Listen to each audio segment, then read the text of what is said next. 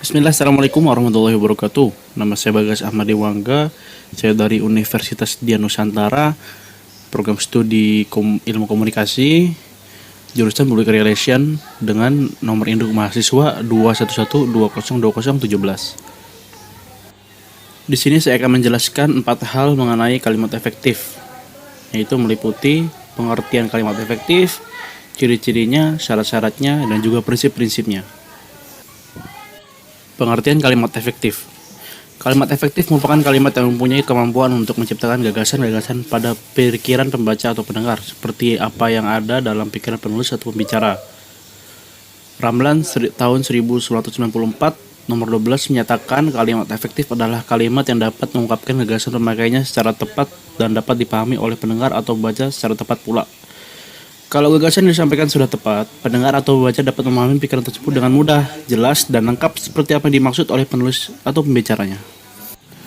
Dalam berkomunikasi, baik secara lisan maupun tertulis, seseorang harus memperhatikan kalimat yang digunakannya.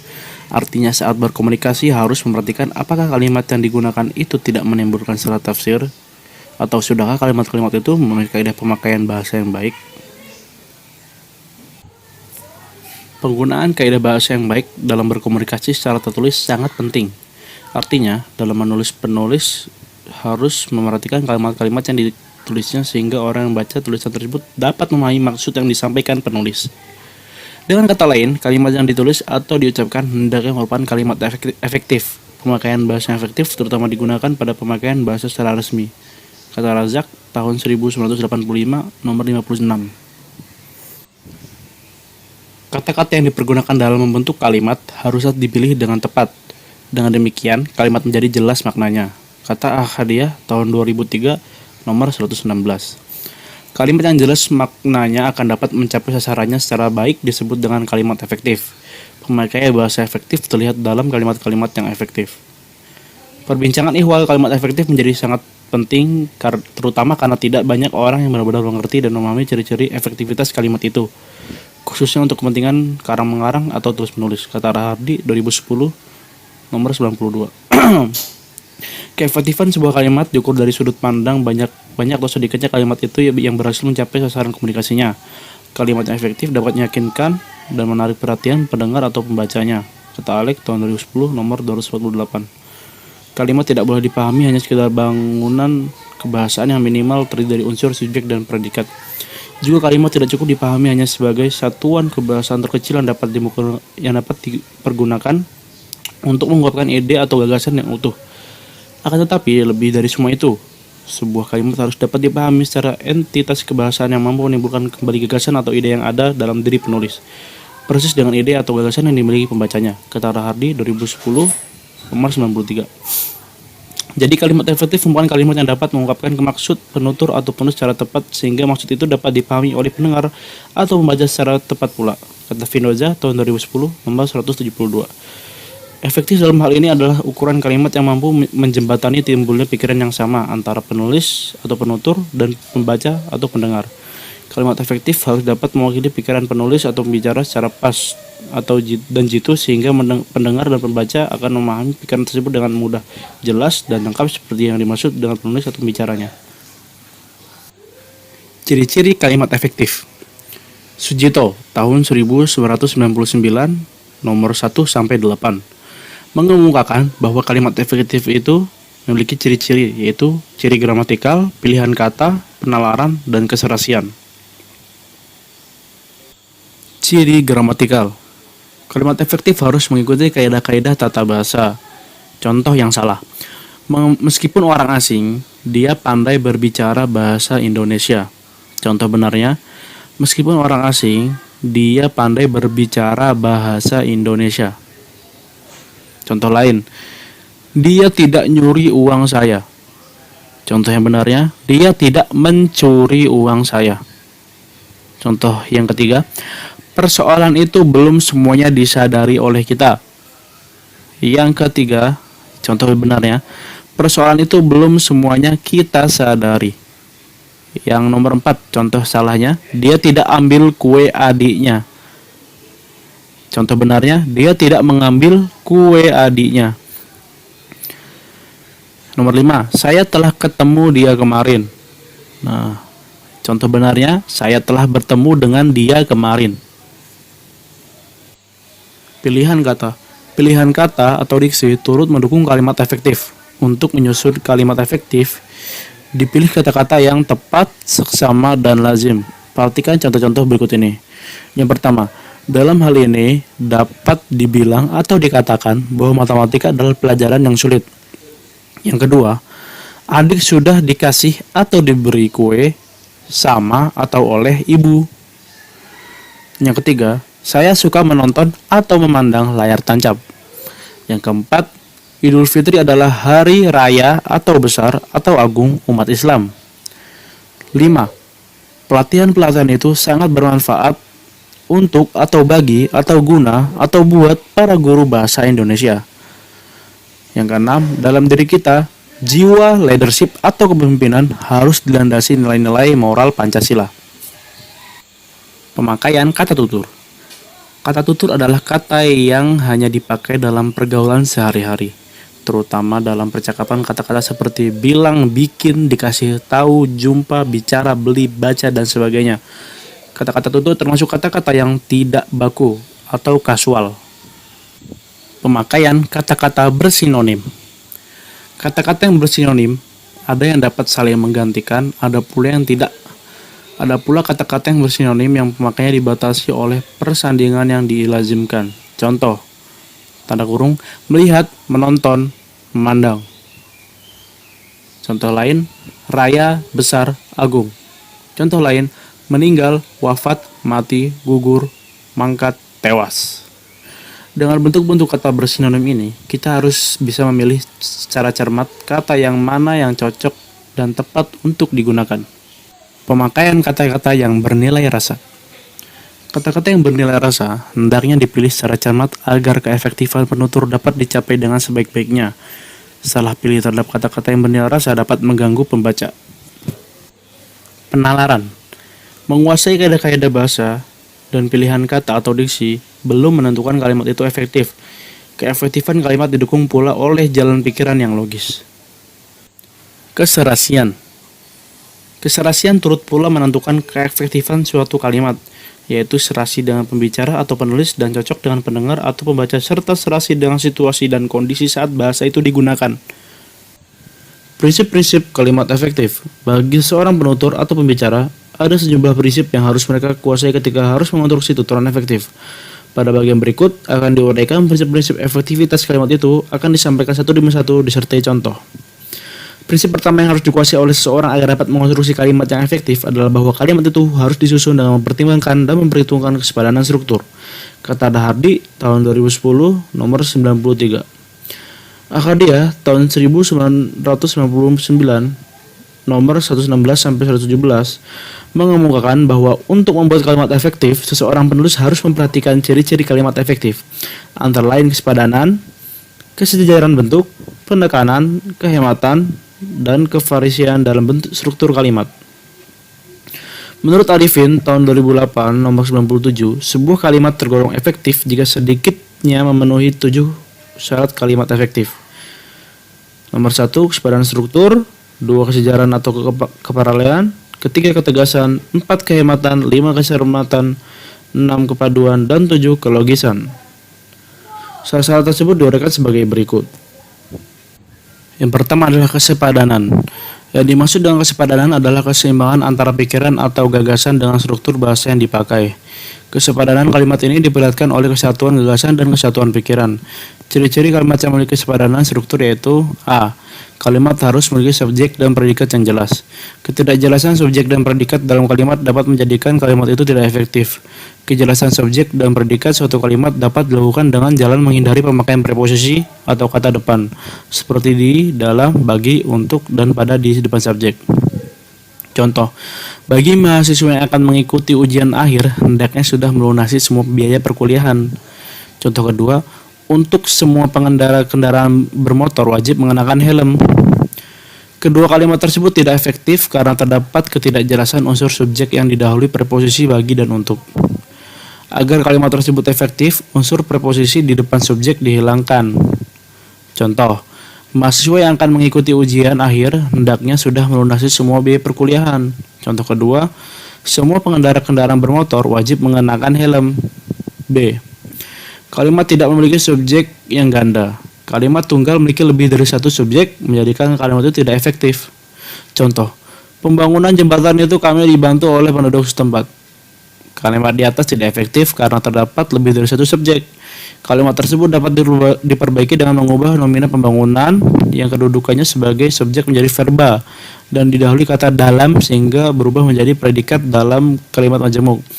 Kalimat tersebut menjadi efektif sebagai berikut. Dalam membangun jembatan itu, kami dibantu oleh penduduk setempat.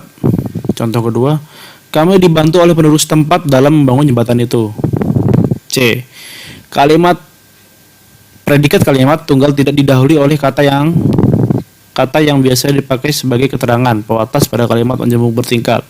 Contoh, Universitas Mercu Buana yang beralamatkan Jalan Meruya Selatan, Jakarta Barat. Contoh kedua, harga BBM yang sudah dinaikkan. Kedua kalimat di atas dapat diperbaiki dan menanggalkan kata yang. Contoh pertama, Universitas Mercu Buana beralamatkan Jalan Meruya Selatan, Jakarta Barat. Contoh kedua, harga BBM sudah dinaikkan. Yang kedua adalah keparalelan dan kesejajaran. Yang dimaksud dengan keparalelan atau kesejajaran adalah kesamaan bentuk kata yang digunakan dalam sebuah kalimat. Jika bentuk pertama menggunakan nomina, bentuk selanjutnya menggunakan nomina. Jika bentuk pertama menggunakan verba, maka bentuk selanjutnya juga menggunakan verba. Perhatikan contoh-contoh di bawah ini. Yang pertama, langkah-langkah tersebut adalah memahami, menghayati, dan pengamalan Pancasila. Contoh kedua, sesudah memahami dan menghayati, Pancasila harus diamalkan. Contoh ketiga, pembangunan transmigrasi diarahkan untuk mendukung pembangunan daerah, memperluas lapangan kerja, dan perbaikan taraf hidup rakyat. Ketiga kalimat tersebut di atas menggunakan bentuk kata yang tidak sejajar. Perbaikan kalimat tersebut sebagai berikut. Contoh, langkah-langkah tersebut adalah memahami, menghayati, dan mengamalkan Pancasila. Contoh kedua, sesudah dipahami dan dihayati, Pancasila harus diamalkan. Contoh ketiga, pembangunan transmigrasi diarahkan untuk mendukung pembangunan daerah, memperluas lapangan kerja, dan memperbaiki taraf hidup rakyat. Yang ketiga adalah ketegasan. Yang dimaksud dengan ketegasan adalah memberi penekanan pada ide pokok kalimat. Kalimat efektif adalah kalimat yang ide pokoknya menonjol. Untuk memberi ketegasan dalam kalimat dapat dilakukan dengan cara berikut. A. Meletakkan kata yang ditonjolkan di awal kalimat. Contoh pertama, buku itu sudah saya baca. 2. Saya sudah membaca buku itu. 3. Sudah saya baca buku itu. B. Membuat urutan kata secara bertahap. Contohnya, pertemuan itu dihadiri oleh camat, lurah, gubernur, dan bupati. Contoh 2. Keluarga itu terdiri dari ibu, 2 anak, dan ayah. Kedua contoh kalimat tersebut sebaiknya sebagai berikut. Yang pertama, pertemuan itu dihadiri oleh gubernur, bupati, camat, dan lurah. Contoh yang 2. Keluarga itu terdiri dari ayah, ibu, dan 2 anak. C. Menggunakan partikel lah untuk memberi penekanan pada ide pokok. Yang pertama, tolong keluarlah. Yang kedua, tolonglah keluar. Yang ketiga, tolong bawalah. Yang keempat adalah kehematan. Kehematan dalam kalimat efektif adalah hemat mempergunakan kata, ungkapan, dan frasa yang dipandang tidak perlu. Kehematan bukan berarti harus menghilangkan kata-kata, ungkapan, atau frasa yang dapat memperjelas kalimat. Ada beberapa cara yang dapat dilakukan untuk memenuhi kehematan kalimat, yaitu sebagai berikut. A. Menghindari unsur yang sama pada kalimat majemuk. Contoh, saya tidak suka makan roti dan saya tidak suka makan ubi. Contoh 2. Karena dia tidak diundang, dia tidak datang. Kalimat tersebut dapat diperbaiki dengan menghilangkan unsur kata yang sama. Contoh yang benar. 1. Saya tidak suka makan roti dan ubi. Yang kedua, karena tidak diundang, dia tidak datang. B. Menghindari kesinoniman dalam satu kalimat. Yang pertama, dia hanya memiliki 1 mobil saja. Yang kedua, ayah berolahraga agar supaya sehat. Yang ketiga, adik sejak hari kemarin belum pulang. Ketiga kalimat di atas tidak efektif karena ada dua kata yang bersinonim. Perbaikannya sebagai berikut. Contoh 1. Dia hanya memiliki satu mobil. 2. Dia memiliki satu mobil saja. Yang ketiga, ayah berolahraga agar sehat. Yang keempat, ayah berolahraga supaya sehat. Yang kelima, adik sejak kemarin belum pulang. Keenam, adik dari kemarin belum pulang. C. Menghindari penajaman kata-kata yang bermakna jamak. Contoh, beberapa pedagang-pedagang kaki lima itu ditangkap petugas ketertiban kota. Contoh 2, daftar nama-nama peserta pelatihan segera dikumpulkan. Contoh 3, para hadirin sekalian dimohon berdiri. Yang keempat, sekelompok mahasiswa-mahasiswa sedang berdiskusi. Keempat contoh kalimat di atas tidak efektif karena tiap-tiap kalimat ada bentuk pengulangan pada kata-kata yang bermakna jamak, yaitu beberapa, daftar, para, sekelompok. Perbaikan keempat kalimat di atas sebagai berikut. Yang pertama, beberapa pedagang kaki lima itu ditangkap petugas ketertiban kota. Contoh 2, pedagang-pedagang kaki lima itu ditangkap petugas ketertiban kota. Contoh 3, daftar nama peserta pelatihan segera dikumpulkan. Contoh 4, nama-nama peserta pelatihan segera dikumpulkan. Contoh 5, sekelompok mahasiswa sedang berdiskusi. 6, mahasiswa sedang berdiskusi. Yang kelima adalah kecermatan. Kecermatan kalimat efektif adalah cermat dan tepat dalam memilih kata sehingga kalimat yang dihasilkan tidak rancu dan bermakna ganda atau ambigu. Lihat contoh-contoh berikut ini. Yang pertama, direktur baru pergi ke Bali. Yang kedua, barang-barang lama disimpan di gudang itu. Yang ketiga, 3 dosen PTS yang terkenal itu menerima penghargaan. Yang keempat, saya melihat anak itu bingung. Keempat contoh kalimat di atas tidak efektif karena bermakna ganda. Pertama, direktur yang baru pergi ke Bali. Kedua, barang-barang yang lama disimpan di gudang itu. Ketiga, 3 dosen dari PTS yang terkenal itu menerima penghargaan. Yang keempat, 3 dosen yang terkenal dari PTS itu menerima penghargaan. Yang kelima, saya melihat anak itu sedang bingung. Yang keenam, saya bingung melihat anak itu. Yang keenam, kepaduan. Kepaduan adalah kepaduan pernyataan dalam sebuah kalimat sehingga informasi yang disampaikan tidak terpecah-pecah. Contoh, masalah itu saya sudah selesaikan. Contoh 2, mahasiswa mendiskusikan tentang masalah kemahasiswaan. Contoh 3, dia melanggar daripada tata tertib itu. Ketiga kalimat di atas dapat diperbaiki selagi berikut. Yang contoh pertama, masalah itu sudah saya selesaikan. Contoh kedua, mahasiswa mendiskusikan masalah kemahasiswaan.